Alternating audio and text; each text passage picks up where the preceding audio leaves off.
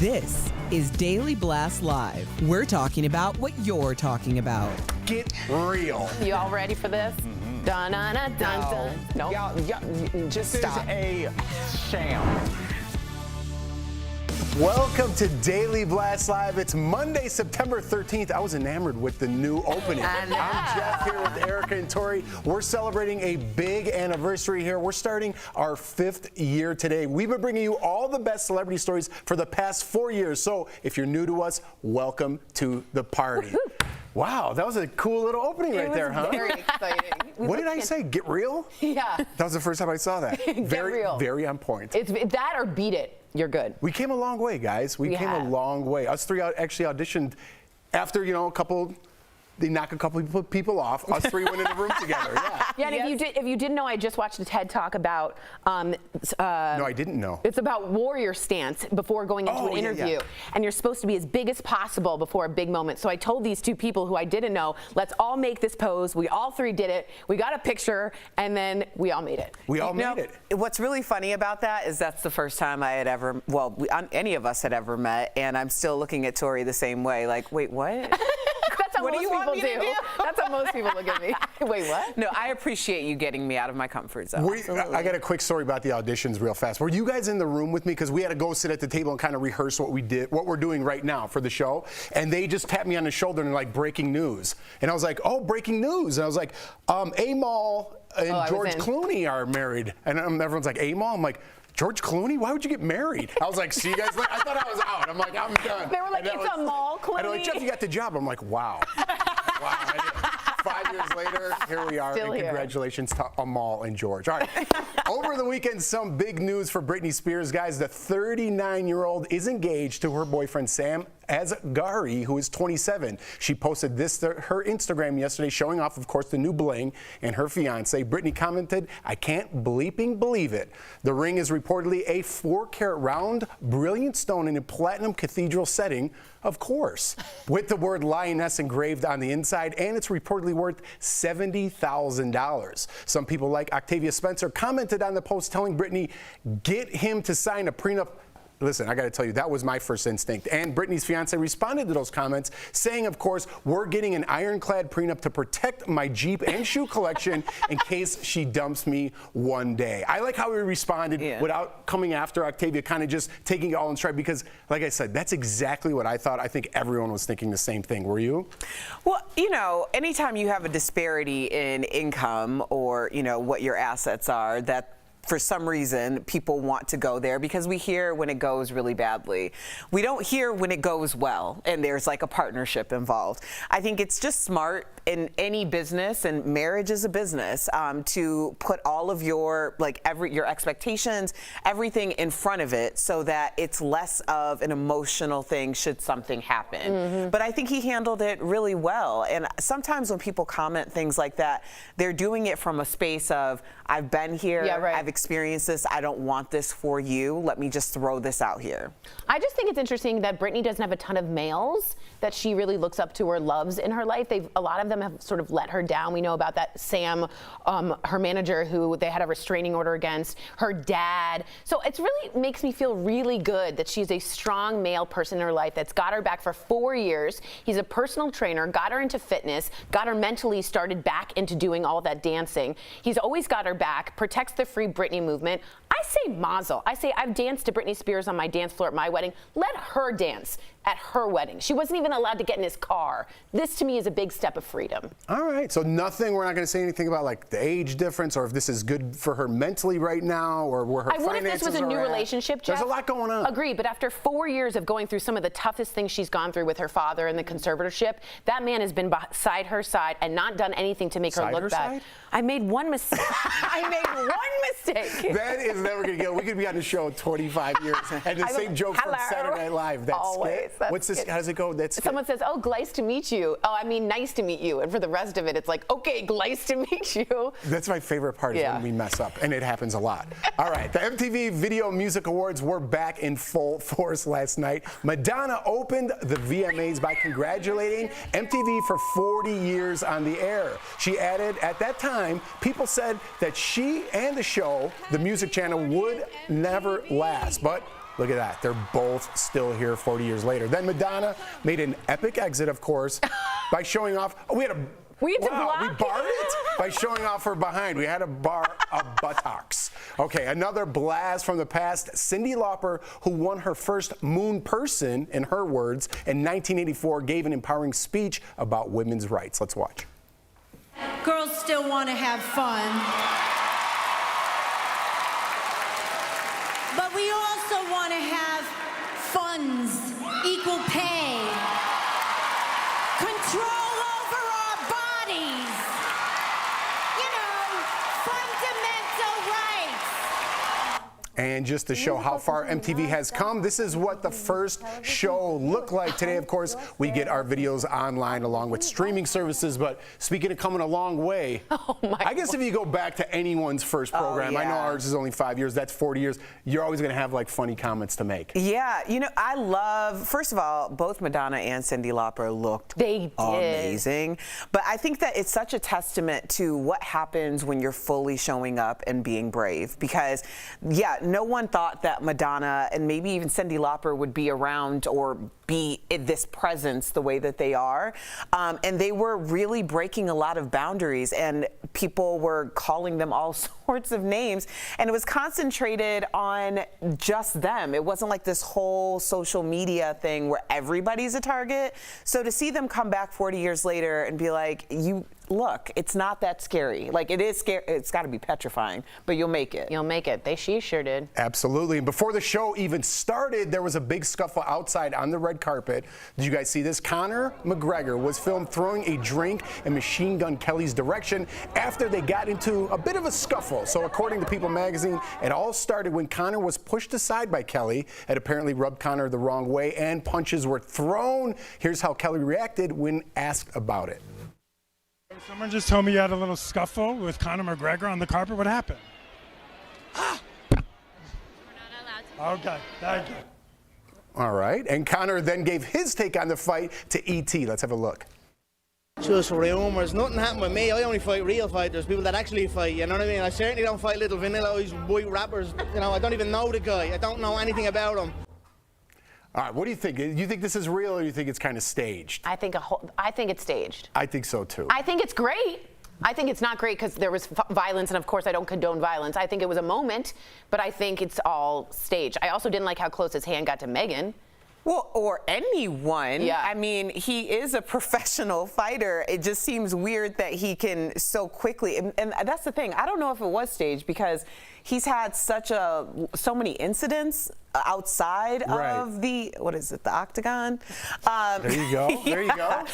But yeah, that seems like a straight up attempt to punch somebody in the head on a red carpet. Like, has he not had enough controversy? He does, but I kind of feel like this is what he does. And now his fighting career is kind of declining. I'm not saying he's done, but this is how he gets notoriety, right? And this is how he makes his money. People knowing him for these big stunt events. Like the Logan Paul thing, it kind of feels like this a little. A little bit, right? And he's not declined to that level yet. Right. But what if he connected? Now we're talking about somebody possibly not getting up. But he's a professional. It's like taking an apple off somebody's head. If you're a professional, it's okay.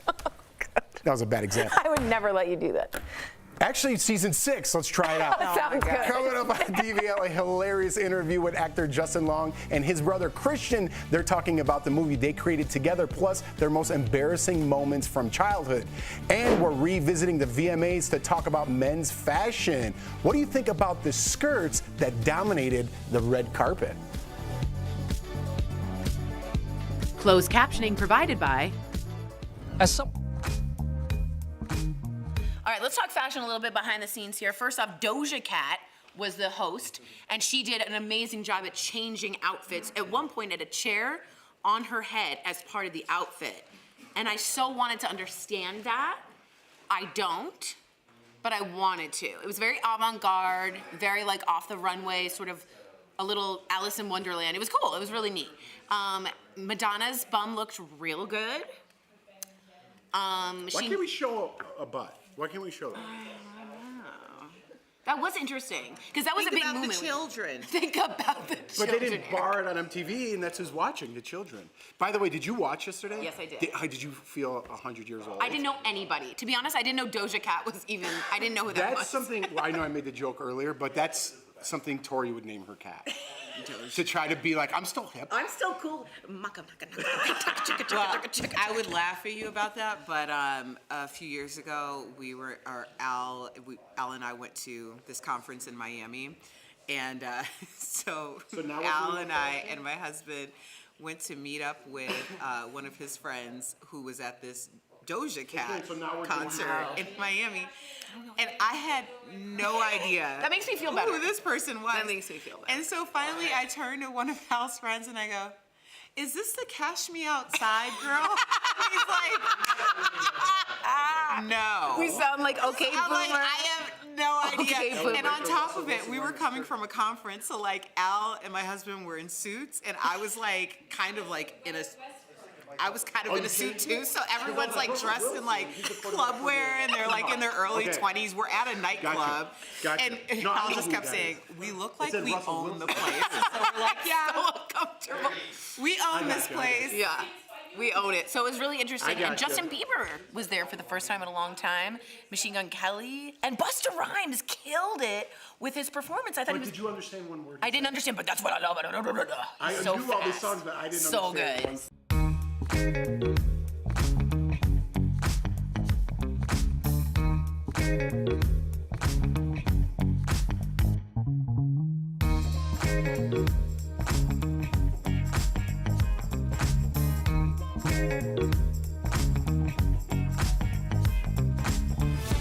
Whoa! A new song. Welcome back to DBL. There's a new trend and a new song in men's fashion, skirts. That's right. So take a look at Laker Russell Westbrook. That sounds weird saying that because he's new to the Lakers. Wearing a skirt with a cardigan sweater and black boots at New York Fashion Week. Think he looks good there? Yeah. All right, and rapper Kid Cudi wore this long black skirt with a Nirvana shirt at Fashion Week. So how do we feel about these skirts? Do you think I could pull off a skirt? You could totally pull No off a way. skirt. You have good Yes, calves. you You could. have good calves. I do have good, but see, I want maybe a mini skirt. That's fine. That's fine. You really want to show off those legs.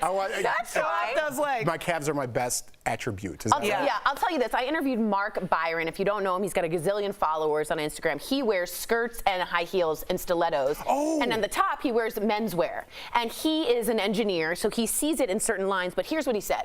Clothes don't have gender.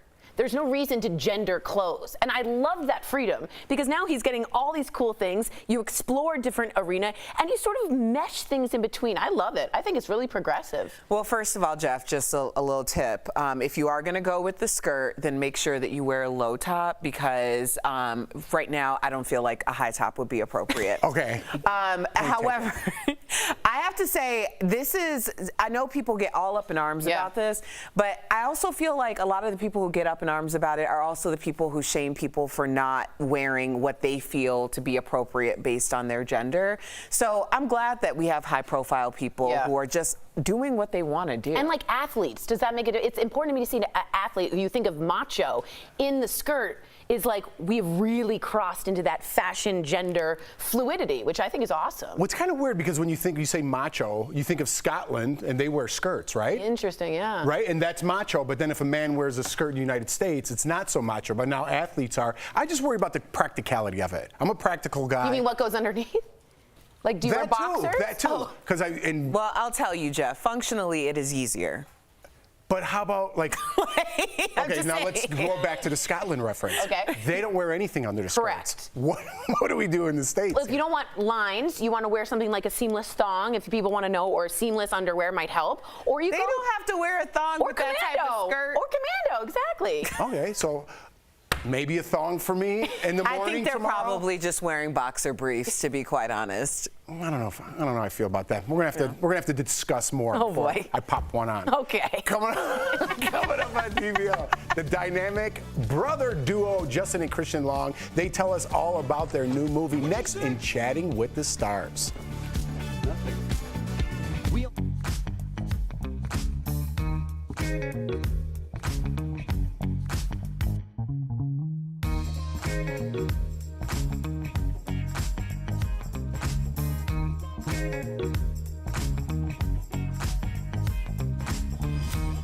Wearing at the VMAs. My name is Sofia Gonzalez, and this year's VMAs were full of fun outfits. The internet is going crazy over one in particular, Megan Fox. She wore this sheer dress, and oh man, do people have a lot to say. Also, we have Lil Nas X with this Lilac Versace number. He won the Video of the Year award for his song Montero, and the video was controversial to say the least. And our host with the most Doja Cat, she took a seat. Literally, she wore a chair on her head. Very avant-garde. And speaking of cats, check this one out. Oh my God! The kitty falls 30 feet, but is caught by nothing more than an American flag. America. Don't worry, the feline's okay. And that's all I have for you for today. Blast up.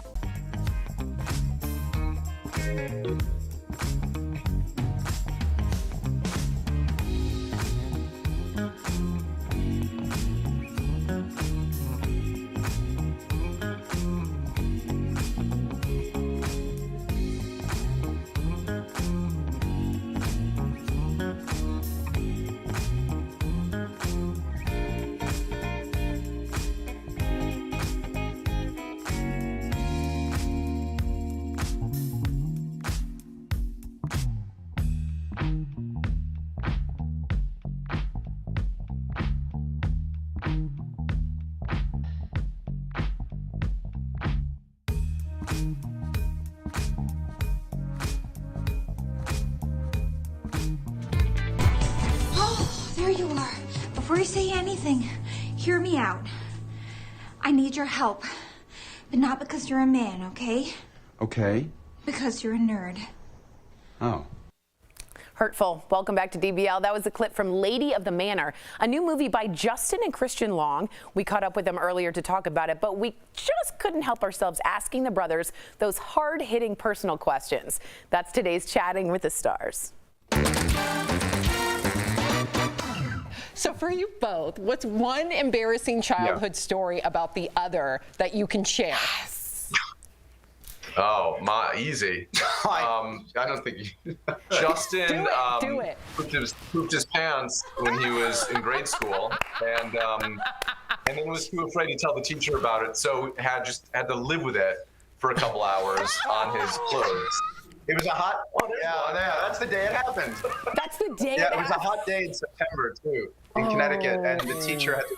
Yeah, it was really traumatic. That's an embarrassing day too. That's your high school graduation. It's like I'm trying to look tough. Yeah. Oh my God. It's a day that will live in infamy. Wearing a pail on set. Yeah, that was embarrassing. Christian once tried to buy a Playboy. Now that we're airing dirty laundry, when he was a child, he had a little pail of like coins that he had saved, and he brought it to the counter. Yeah, coins in a yellow bucket. Because my big brother talked me into it, so. Yeah. Because it would have benefited me too to have it in the house. Childhood curiosity. Yes. Now we don't care about those things.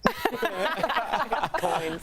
And we're not pooping our pants as much. You know what? Congratulations on that. Exactly. We all evolve, and that's very important that we take the time you. to appreciate that, you know? Well, I also appreciate sibling groups. Yeah, of course, honey. So I'm one of four, and we always call ourselves like a weird sibling group because the dynamics are just so different. It's like, you know, we love you always, but maybe we don't like you right now. That's right. So tell us, did you ever get mistaken for twins growing up? What's that dynamic like for you? You know, I think we've gotten mistaken more for twins as older people, wouldn't you say? Yeah. Because as a kid, I had very blonde hair, and Justin had very dark hair like he has now. So I don't think we got mistaken for twins as kids. We're also 3 years apart, so you were always bigger than me. Yeah. But now that we're the same general size, I think. Yeah, there have been times in our adult lives where people will say, well, no, what do you mean? We've met before. They just assume that we've, and they're confusing us. But not often. Well, it doesn't happen very often. We have different dispositions. You guys have the same haircut, though. Even the wave goes the same way. Like, you guys look a lot alike. Yes, true. I should differentiate mine. Stop it. Stop it. You're not We look Bieber. different. You So are you don't not confuse. Bieber. Okay, you both wrote and directed Lady of the Manor together, and Justin, you also starred in it too. But I want to know who has the final say. Oh, that's a good question. Who is like the be-all, end-all judge? Is it Christian or is it Justin? Tell me. That's a good question. I know you're going to say me. Yeah, I think so, because... But I don't know if that's necessarily true. Really? I think you do defer to me. It's our first argument. Wow, yeah. Wow. Sorry. It's exciting. First argument on TV. But we almost always agree creatively. So it rarely there was rare conflict. Yeah, Like it was very infrequent. tension. Yeah. Melanie Linsky was our lead. Oh, there's Christian. That's an actual painting of Christian as a, yeah. So, that's awesome. Melanie Linsky and Judy Greer were two lead actresses. We were so lucky to have them because I'm just such a fan of both of theirs that I found myself, I mean, we both were, and I found myself being very gushy, you know, and at the end of a take, I'd be like, oh my God, and when you did this, and Judy, this moment was so funny, and when Melanie said that, and it's a low budget movie, so we didn't have that much time, so Christian would then have to come up and be like, okay, but the real reason he's here is because somebody dropped a line, and you had to do this, and he would give the actual note. We had to direct the movie, so you had a job to do. Yeah, we weren't. Yes, we weren't just fans. So then Melanie and Judy would just come right to Christian. They would be like, "I don't need all these compliments. I'm a secure professional. I need to know what we need to change." You know. I love it. Now, so it worked out. You know, you speak about Judy and Melanie, who obviously also co-star in the movie, and from the clips we've seen, it seems like you guys had a good time filming. Is there any one story that 20 years from now will be the story that sticks out from the making of this movie? Sorry. Oh man, so many good ones. The Patrick Duffy story was funny. Patrick was funny. Yeah. So when I met Patrick Duffy, we had just been dealing with an actor who didn't realize they had to do a Southern accent. The movie takes place in Savannah, and so it's kind of an important aspect of the movie, and we wanted to keep it consistent. And so this one actor was like, what, I have to do a Southern accent? So when Patrick Duffy came, who we were so lucky to have, we couldn't believe he accepted the part. He flew all the way in from Oregon, could not have been nicer, just a gentleman and kind and so game and playful. But I said to him, Christian says I had my director hat on. Well, you were like trying to be professional, and you were like, thank you so much for coming. We're such big fans. Yeah. Step by Step was one of my favorite shows. One more thing, before I forget, would you be comfortable doing some sort of Southern accent? And there's this long pause, and in the nicest way possible, Patrick Duffy goes, yes, I was on a show called Dallas for 13 years. Dallas. And he was like, oh my God, of course. Dallas. 13 years. Yes. Yeah. But he said it in the nicest way. He said it without any judgment, or he was very gentle. I'll never forget that. Really to your funny. point, he is one of the nicest. We've had him on the show. Yeah, he's one of the nicest, most humble guys ever. Oh man. And Justin and Christian, you guys, truly. You guys have us in stitches. Thank you for joining us, for chatting with us. You got to come back here. Oh, man. Thank you.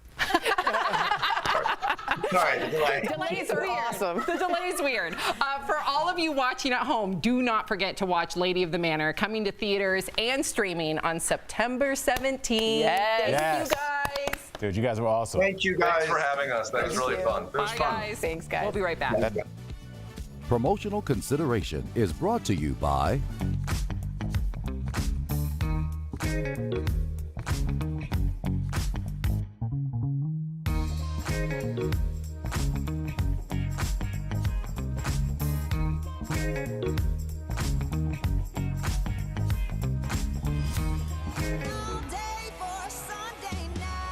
Football season is now underway, and this year all teams are allowing fans in the stands. But you might be wondering if those fans have to be vaccinated against COVID-19. So let's verify. Our sources are the NFL, the teams themselves, and their stadiums. The NFL's game ticket policy doesn't mention a vaccine requirement. Instead, there's a health promise. It asks for unvaccinated fans not to attend if they have symptoms or have quarantine orders.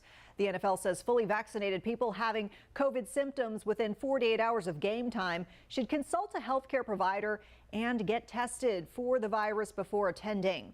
While the NFL's guidelines stop short of banning unvaccinated fans, teams, stadiums, and local health officials can make their own rules. Neither the Panthers nor Bank of America Stadium require fans to be vaccinated. However, everyone must mask indoors there are some fans that will have to be vaccinated. If you're headed to see the Panthers take on the Saints in January, you'll have to provide proof of at least 1 dose of a COVID vaccine or have a negative test within 72 hours of game time. Those are the rules the city of New Orleans has put in place for fans 12 and older.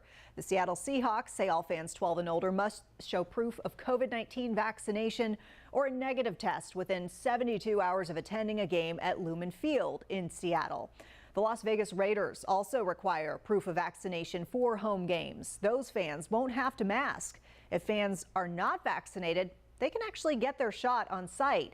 Newly vaccinated fans will still have to mask, though. Of course, rules can change, so keep checking those policies. With your Verify, I'm Vanessa Rufus.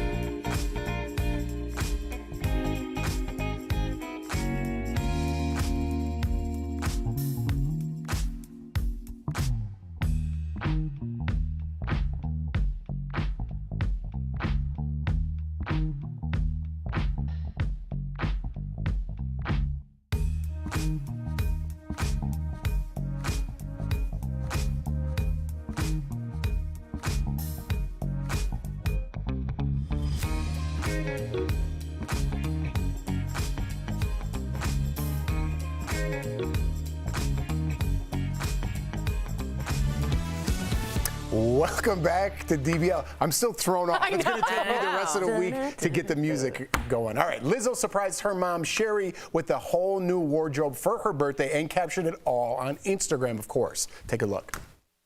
Look at the clothes! Wow! I don't have to look like a bum anymore. No, ma'am. Not on my watch.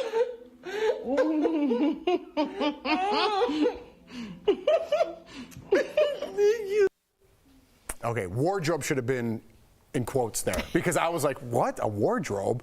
That's a whole, I was thinking dress. Oh, yeah. Actually, wardrobe's the right word. Yeah, wardrobe's the right word. And just so you know, Sherry lost her husband and hasn't been wanting to dress well for herself. And that's why she purchased this for her mom, to make her feel good about herself. Lizzo. I love spoiling mamas. There you go. We love spoiling our moms. We'll see you guys tomorrow, same time, same place.